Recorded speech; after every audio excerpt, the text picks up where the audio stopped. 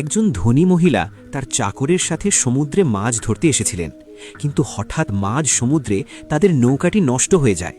আসলে আসার সময় চাকরটি নৌকায় তেল ভরতে ভুলে গিয়েছিল। এই কথায় মহিলাটি রেগে গিয়ে তার উপর চিৎকার করতে শুরু করেন। কিন্তু এখন কারো সাহায্যের জন্য অপেক্ষা করা ছাড়া তাদের কাছে আর কোনো উপায় ছিল না। সেখানে তাদের বেশ কিছুক্ষণ সময় কেটে গিয়েছিল, কিন্তু তাদের সাহায্যের জন্য কেউ এগিয়ে আসেনি। ইতিমধ্যে মহিলাটি নৌকার টুল বক্সে একটি বন্দুক খুঁজে পান। তিনি অবাক হয়ে সেটি তুলে নেন। তখন চাকরটি তাকে জানায় যে এটি একটি ফ্লেয়ার গান, যা জরুরি অবস্থায় সাহায্য ডাকার জন্য ব্যবহার করা হয়। এটি আমরা রাতে চালাবো, কারণ অন্ধকারে এর আলো অনেক দূর পর্যন্ত দেখা যায়।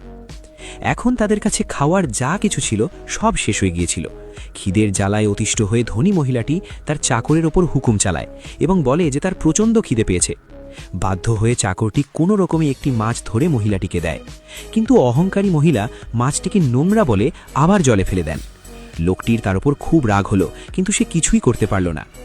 দেখতে দেখতে সেখানে তাদের পুরো ৮ ঘন্টা কেটে গিয়েছিল এবং কড়া রোদের কারণে দুজনেরই অবস্থা খারাপ হয়ে পড়েছিল।